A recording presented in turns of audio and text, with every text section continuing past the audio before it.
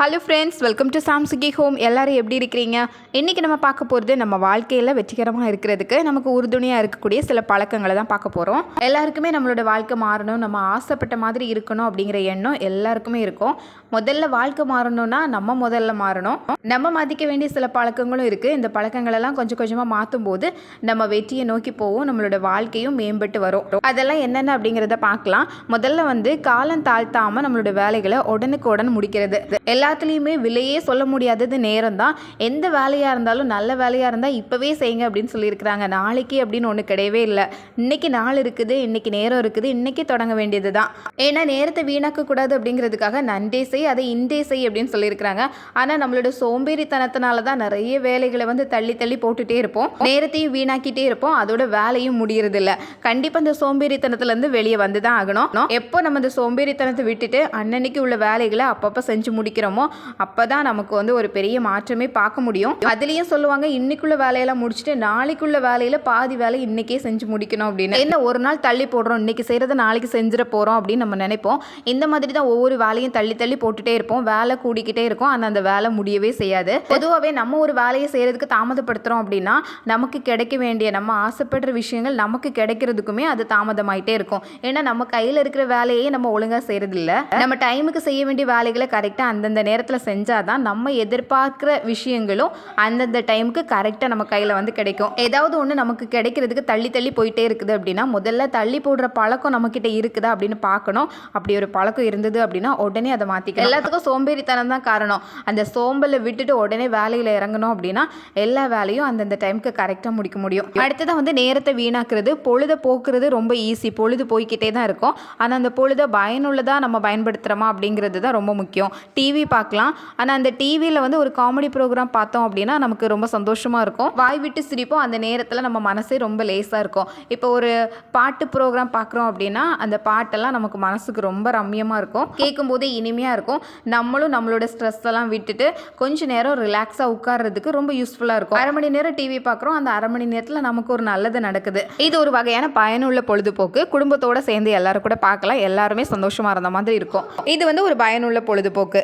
அதே நேரத்தில் நம்ம டிவியை பார்த்துட்டே இருக்கோம், என்ன பார்க்குறோன்னே தெரியாமல் ஒரு அரை மணி நேரம் 1 மணி நேரம் பார்த்துட்டே இருக்கோம், ரிமோட்டை மாற்றி மாற்றி பார்த்துட்டே இருக்கிறோம். சொல்கிற மாதிரி எதுவும் பார்க்கல அப்படின்னா அதில் நமக்கு பெருசாக ஒன்றும் கிடைக்க போகிறது இல்லை. 1 மணி நேரம் சும்மா நேரத்தை வீணாக்கின மாதிரி தான் இருக்கும். அதே மாதிரி தான் ஃபோனுமே. ஃபோனில் என்ன பார்க்க போகிறோம் அப்படின்னு முடிவு பண்ணிட்டு பார்த்தோம் அப்படின்னா அது நமக்கு யூஸ்ஃபுல்லாக இருக்கும். ஆனால் முடிவு பண்ணாமல் ஃபோனை அப்படியே தள்ளி தள்ளி பார்த்துட்டே இருக்கிறோம் அப்படின்னா அது நமக்கு நேரத்தை வீணாக்குற மாதிரி தான். அடுத்ததான் டிசிப்ளின் அப்படின்னு ஒன்று நமக்கு இருந்தே ஆகணும். அதாவது நம்ம இந்த நேரத்தில் இந்த வேலையை செய்வோம் அப்படின்னு நமக்கு ஒரு ஒழுங்கு இருக்கணும். காலையில் எப்போ வேணால் எந்திரிக்கலாம், எப்போ வேணால் படுக்கலாம், எப்போ வேணால் சாப்பிட்டுக்கலாம், அந்த மாதிரி இல்லாமல் இந்த டைமுக்கு இந்த நேரம்னா நம்ம எந்திரிக்கணும், இந்த நேரத்துக்கு நம்ம தூங்க போகணும் அப்படிங்கிறது தான் ஒரு ஒழுங்கு. இஷ்டத்துக்கு இல்லாமல் நமக்கு நம்மளே ஒரு கண்ட்ரோல் பண்ணிக்கக்கூடிய ஒரு பழக்கம் நமக்கு இருக்கணும்.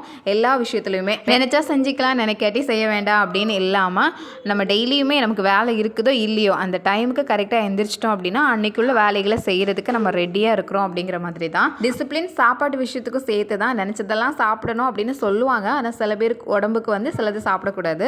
எங்கள் வீட்டுக்காரங்களுக்கு வெரிகோஸ் வெயின் இருக்குது, காலில் நரம்பு சுருட்ட மாதிரி இருக்கும். அப்படி இருக்கிறவங்க அதிகமாக கிழங்கு சாப்பிடக்கூடாது அப்படின்னு சொல்லுவாங்க. ஆனால் எங்கள் வீட்டுக்காரங்களுக்கு பிடிச்சது எல்லாமே கிழங்கு வகைகள் தான். கிழங்கு பார்த்தா வாங்காமல் வர மாட்டாங்க. மரவள்ளி கிழங்கு, சர்க்கரை வள்ளி கிழங்கு, பனங்கிழங்கு, சேனக்கிழங்கு, இன்னும் என்னென்ன கிழங்கு வகைகள் இருக்குதோ உருளைக்கிழங்கு முதற்கொண்டு இந்த கிழங்கு வகைகள் தான் ரொம்ப ரொம்ப பிடிக்குது. அது அதிகமாக சாப்பிடக்கூடாது அப்படின்னு சொன்னாலும் அது கேட்குற மாதிரி இல்லை. இது நமக்கு ஒரு கட்டுப்பாடு வேணும். சரி, நமக்கு இது அவ்வளோவா ஒத்துக்கலையா, கொஞ்சமாக சாப்பிட்டுட்டு அதை விட்டுறணும். எது சாப்பிடக்கூடாதுன்னு சொல்கிறோமோ அதை சாப்பிட்றதுக்கு தான் மனசு ரொம்ப ஆர்வமாக இருக்கும். பொதுவாகவே சொல்லுவாங்க, மனசு விரும்புகிறதெல்லாம் நல்லா திருப்தியாக சாப்பிட்டோம் அப்படின்னாலே நம்ம நல்லா இருப்போம் அப்படின்னு. ஆனாலும் சில நேரங்களில் இந்த மாதிரி தெரியும் போது அதை குறைச்சிக்கிறது நல்லது தான். அடுத்து எந்த ஒரு விஷயமா இருந்தாலும் பிளானிங் அப்படிங்கிறது நமக்கு ஒன்று தேவையாக இருக்குது. ஒரு நாளாக இருந்தால் கூட இன்றைக்கி என்னென்ன வேலைகள் செய்ய போகிறோம் அப்படிங்கிறத பிளான் பண்ண வேண்டியிருக்கு. முன்னாடி நம்மளோட தாத்தா பாட்டி காலங்களில் இந்த மாதிரிலாம் கிடையாது. எல்லாமே மனசில் மனக்கணக்கிலே போயிட்டுருப்பாங்க. அப்போல்லாம் நிறைய மனிதர்கள்கிட்ட பேசுவாங்க, பக்கத்து வீட்டில் இருக்கிறவங்க, அந்த தெருவில் இருக்கிறவங்க அப்படின்னு. அப்போ யாராவது துணி துவைக்கிற போகிறாங்க அப்படின்னா எல்லாருமே சேர்ந்து கிளம்பி போயிடுவாங்க, துணி துவைச்சிட்டு அப்படியே குளிச்சுட்டு வந்துடுவாங்க, ஒரு வேலை முடிஞ்ச மாதிரி. இப்போ கோயிலுக்கு போக வேண்டியது இருந்ததுன்னா ஒரு தெருவில் ஒருத்தர் கிளம்பினாலே போதும், அடுத்தடுத்து எல்லாரும் தன்னால் கிளம்ப ஆரம்பிச்சிருவாங்க கோயிலுக்கு போகிறதுக்கு. பிளான் பண்ணுறது அந்த மாதிரி தான் இருந்தது. நம்ம வேலை அடுத்தடுத்து ரெடியாகவே இருந்திருக்கோம் அந்த டைமில். ஆனால் இப்போ எல்லாருமே தனியாக போனோம், எல்லாரும் தனித்தனி வீடுகளில் இருக்கிறோம், பக்கத்து வீட்டில் என்ன செய்கிறாங்க அப்படிங்கிறதே நமக்கு தெரியாது. அதனால தான் தினசரி நம்மளோட வேலைகளை கூட நம்ம பிளான் பண்ண வேண்டியிருக்கும். முன்னாடி அப்படி கிடையாது, வாரத்தில் ஒரு நாள் சந்தை இருக்கும், அன்னைக்கு தான் எல்லாருமே ஊரில் இருக்கிற எல்லாருமே அன்னைக்கு தான் காய்கறி வாங்க போவாங்க. அன்னைக்கு சந்தையிலேருந்து எல்லாம் வாங்கி கொண்டு வைக்கிறது. அதை அடுத்து ஒரு வாரத்துக்கு வச்சுப்பாங்க. அடுத்த வாரம் தான் இனி சந்தையே கூடும். இப்படி இருக்கும்போது பெருசாக முன்னாடிலாம் பிளான் பண்ண வேண்டிய அவசியம் இல்லை. அது ஆட்டோமேட்டிக்காக அப்படி நடந்தது. ஆனால் இப்போ வந்து எல்லாமே பிளான் பண்ணி தான் ஆக வேண்டியிருக்கு. எப்போ காய்கறி வாங்க போகிறோம், எப்போ மளிகை ஜாமான் வாங்க போகிறோம், எப்போ என்ன பொருள் வாங்க போகிறோம் அப்படிங்கிறது கூட எல்லாமே நம்ம யோசனை பண்ணி தான் வைக்க வேண்டியிருக்கு. எங்கே வாங்க போகிறோம் முதற்கொண்டு. வீட்டுக்கு பெருசாக ஏதாவது பொருள் வாங்கணும் அப்படின்னா அது ஒரு ஆஃபர் டைமில் வாங்கணும் அப்படின்னா, ஏதாவது ஃபெஸ்டிவல் டைமில் வாங்கணும்னா கொஞ்சம் ரேட்டு கம்மியாக இருக்கும். கொஞ்சம் நம்ம எப்போ நினைக்கிறத விட ஒரு 2000 ரூபாய் கம்மியாக ஆஃபரில் வாங்க முடியும். அதெல்லாம் அந்த டைமில் நம்ம பிளான் பண்ணிக்கணும். அடுத்ததான் வந்து முக்கியமான வேலைகளுக்கு முன்னுரிமை கொடுக்கறது. இன்றைக்கி நம்ம என்ன செய்ய வேண்டியது ரொம்ப முக்கியமாக இருக்குதோ அதுக்கு முன்னுரிமை கொடுக்கறது. நாளைக்கு நமக்கு வந்து கரண்ட் கட்டு அப்படின்னு தெரிஞ்சதுன்னா இன்றைக்கே நம்ம மாவரைக்கிற வேலையெல்லாம் இருந்ததுன்னா இன்றைக்கே மாவரைச்சி வைக்கிறது. இன்றைக்கி பசங்களுக்கு லீவு அப்படின்னா பசங்களோட சேர்ந்து நேரத்தை செலவிடுறது தான் நல்லது. நம்ம தனியாக ஒரு வேலை பார்த்துட்டு பசங்க தனியாக வந்து பொழுது போகாமல் சுற்றிட்டு இருக்கிறது, அதை விட எல்லாரும் சேர்ந்து வீட்டை க்ளீன் பண்ணுறது, எல்லாரும் சேர்ந்து ஒரு வேலையை அன்னைக்கு உருவாக்கிக்கிறது ரொம்ப நல்லது. எனக்கு வந்து ஸ்கூல் காலேஜ் படிக்கும்போது இப்படி ஒரு பழக்கம் இருந்தது. நான் வந்து தினமுமே ஒரு ஆர்டர் வச்சுருப்பேன். காலையில் எந்திரிச்சதுக்கப்புறம் வீடு வாசல் எல்லாம் கூட்டி முடிச்சுட்டு அதுக்கப்புறம் தான் பாத்திரம் கழுவுறதுக்கு வருவேன். ஆனால் எங்கள் அம்மாவுக்கு அவசரமாக சமையல் பண்ணுறதுக்கு ஏதாவது பாத்திரம் தேவை இருக்கும். எங்கள் அம்மா சொல்லுவாங்க, நீ கூட்டாடி கூட பரவாயில்ல, முதல்ல பாத்திரத்தெல்லாம் கழுவி முடிச்சுட்டு அதுக்கப்புறம் கூட்டுறதுக்கு போ அப்படின்னு. ஆனால் என் வேலை வந்து ஃபஸ்ட்டு இதை முடிச்சதுக்கப்புறம் தான் அடுத்த வேலைக்கு போகணும் அப்படின்னு அப்படி ஒரு ஒழுங்கில் இருப்பேன். அப்போ எங்கள் அம்மா அடிக்கடி சொல்லுவாங்க, முதல்ல என்ன செய்யணும் அப்படிங்கிறத தெரிஞ்சுட்டு செய்ய அப்படின்னு. பாத்திரம் அவசரமாக தேவை இருக்கிறதுனால முதல்ல அதை கழுவி கொடுக்கணும் அப்படின்னு எங்கள் அம்மா சொல்லுவாங்க. இது மாதிரி நம்மளும் சில நேரத்தில் யோசிச்சு பார்க்கணும், எது இன்னைக்கு வந்து முக்கியமாக செய்ய வேண்டி இருக்குது அப்படின்னு அந்த முக்கியமான வேலையை முதல்ல முடிக்கிறதுக்கு பார்க்கணும். நமக்கு எது முக்கியம் அப்படின்னு நம்ம தான் முடிவெடுக்க முடியும். அந்த மாதிரி முதல்ல முக்கியமாக செய்ய வேண்டிய வேலைகளை முடிச்சுட்டு அதுக்கப்புறம் ரெண்டாவது செஞ்சுக்கலாம் அப்படிங்கிற வேலைக்கு வரணும்.